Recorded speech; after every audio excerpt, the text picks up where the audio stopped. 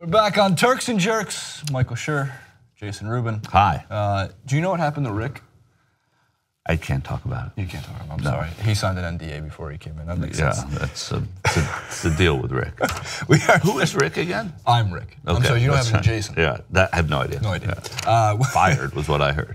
Oh my God, I can't believe it. Week 6 in the NFL has wrapped up, and it was a very strange week in the NFL in itself when it came to who pulled out victories. The Giants, okay. In Denver. Who almost pulled out a victory, the New York Jets, which shouldn't have been that surprising because in general, the Patriots have this weird trap game when they go to New York to play. 4-4 in their last 8 there, Correct. But still. For a team that's probably the closest to a losing record they have against any team. Yeah, I was going to say, when you look at that history. How about the 49ers? Just this is my weekly plug. They've lost 5, an NFL record they've set. They've lost 5 straight games by 3 or fewer points. No one in the history of the NFL has ever done that. So one of the things that's good about that, though, is they're in the game. Shanahan. Yeah. His father coached too, didn't he? His father was a GM, Bobby Beathard. Okay. Yeah.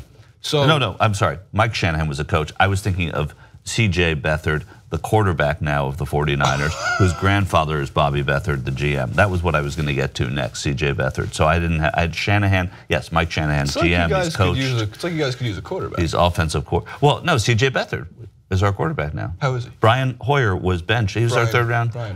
Brian Football was benched after being ineffective in the first quarter and a half, and then they put in C.J. Beathard, and he came in and played really well. He's our 3rd round draft choice. But so that's okay. So by losing 5 games in a row by 3 or fewer points, it shows that you're in these games. Maybe your record doesn't accurately describe necessarily that you've been a very bad football team. And they're against good teams. Seattle was in that bunch. Washington was in that bunch. The Rams, I guess we count Thursday night game. I guess we count them as a good team.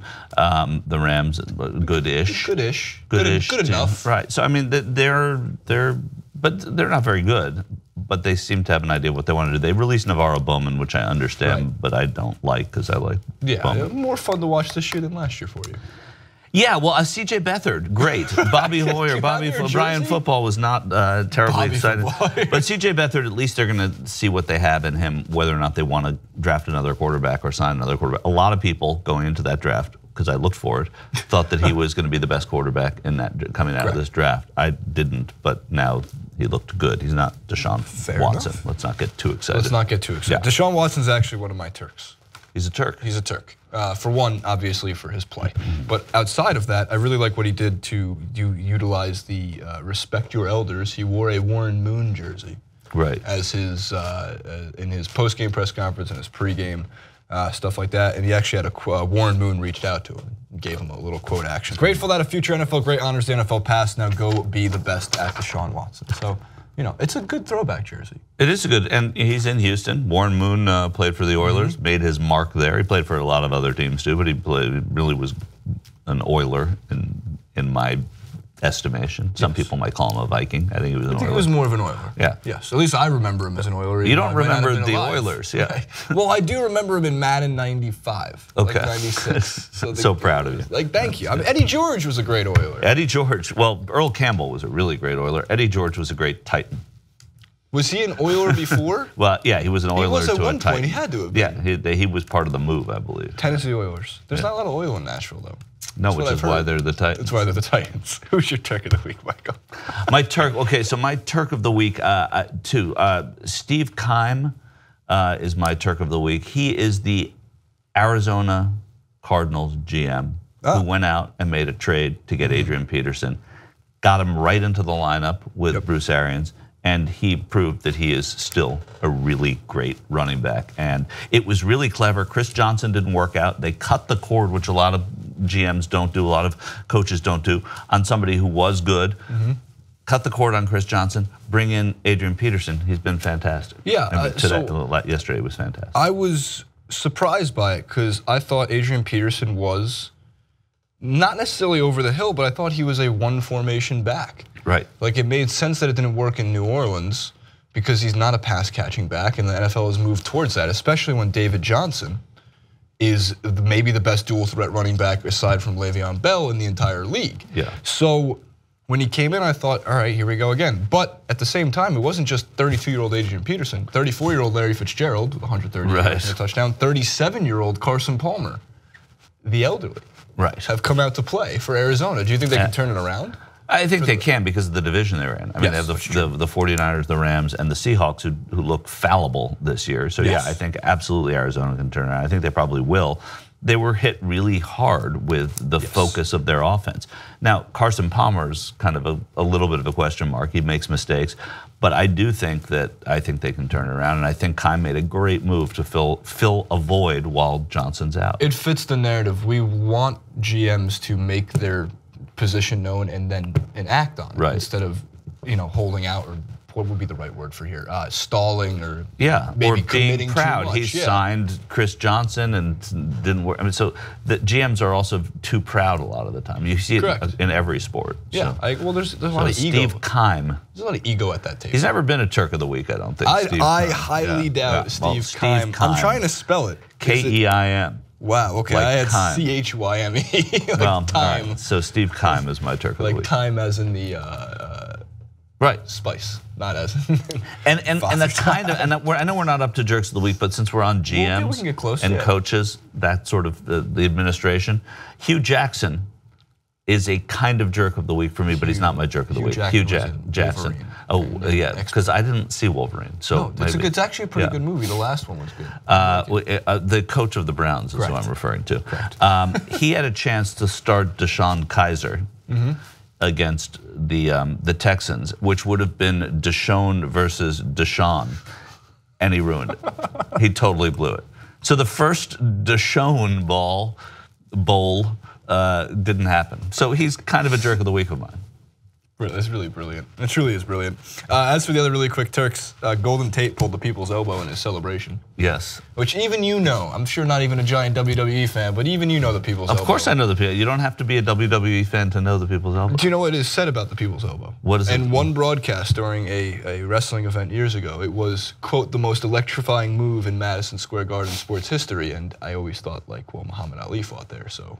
I mean, it can't be the most electrifying. And the 94 Rangers won the Stanley Cup there. The Knicks won something there in 1972. Stephon Matteau scored, well, yeah. But so there are lots of things that happened there that, aside from the people's elbow. But I believe this ranks as the highest. It's the most electrifying. We have some pictures of it because obviously the NFL will come after me if we put any kind of video in there, and you can just cycle right through them. Obviously, it's the warm-up. Thank you to also Deadspin for putting them side by side. And just the celebration being back. Golden Tate, unbelievable, right, in that motion. But I mean, who put this together in our crack staff? Deadspin. So it's not our crack staff. I took from them. So overall, Golden Tate deserved the celebration because he really did make the Saints defense look a little bit silly on that play. But the Saints defense looked pretty good for the Saints defense. Correct, because they won 52-38. Yeah, I mean 38's a lot of points, but they scored points, they recovered fumbles, they did that. That was a crazy game. It was very Saints to need to score 52 points to win a football game. That's true. And very Lions to score 38 and lose too. Correct. So. Very Lions. And then really quickly, lastly, there's a chance that Teddy Bridgewater will be quarterbacking the Vikings if Sam Bradford's knee does not heal. Bridgewater, who suffered the non-contact dislocated knee and torn ACL, needed ligament repair damage. He sent out this tweet after the doctors cleared him for practice. Thank you.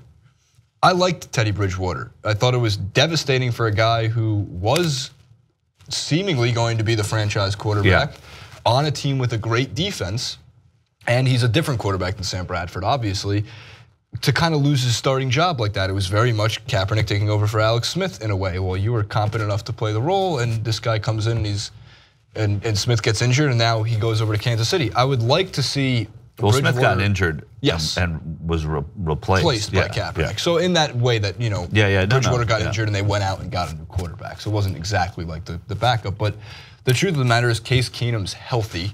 Yeah. And without obviously playing against Aaron Rodgers after he got knocked out for the looks like the season, the Vikings are able to roll to 4-2, and now they really should be able to roll to winning the division. Right. As long as they can figure out any kind of offense. They also the Bears stunned the Ravens. Well, Mitch Trubisky's got an arm. Yeah. Let's not joke about his arm strength. That guy has a cannon. So in the case of of Bridgewater, it's just good to see him back. Oh no, it's great. It's great, and you hate to see somebody lose their job to injury. Right. I mean, that happened to Rick Strom.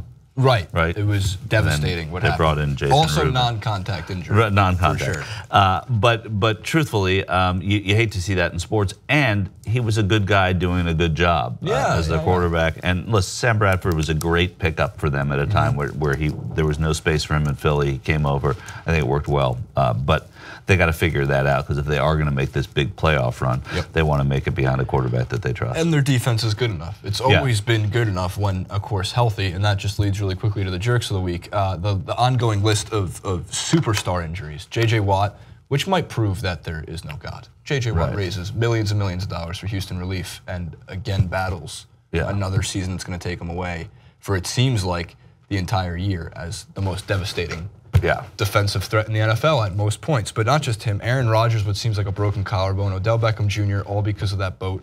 And then who else am I missing? David Johnson. Right. That's arguably the best, or at times the best quarterback, receiver, running back, and defensive player. All out. That's true. I mean, I think it is all of the best. I don't think that there's an argument when you look at that list. Those four are the I'm still waiting to see about your friend C.J. Bertha. C.J. Beathard. Thank you. C.J. He was a highly touted quarterback. Highly touted. Highly touted. What school? He was the one that Mike Shanahan, that Kyle Shanahan, I keep saying Mike Shanahan, Kyle Shanahan was talking up. And all right, we don't have to talk about Beathard anymore, but he's not as good as Aaron Rodgers. That list of 4 players is the best at each one of their positions. In 5 years, the jury's not out yet. We'll see. In 5 years. But I will say that, Alex Smith was selected ahead of Aaron Rodgers, famously. I was still a 49ers fan then, and I liked the pick. You're still a 49ers fan And it was, right, and I remained one. And I'm an Alex Smith fan, but he didn't have a good day yesterday. No, he did not. Didn't. And then, okay, we're wrapping up. The Eagles were as a team, are the Turks of the week, though. Holding the Carolina Panthers. Their defense held them to, are you ready for this number? 2.97 inches per carry. That's pretty tough. Yeah. But that was the Thursday night game, so it doesn't count. It doesn't matter. Was that a game that's ever happened? No, the Eagles had never played the Carolina Panthers. I didn't think so, right? No, that's one of those games that had never happened before. I agree with you. Like the Bears and Ravens, by the way. They've never played. Not once. I figured. No. Well, it's still a great joke.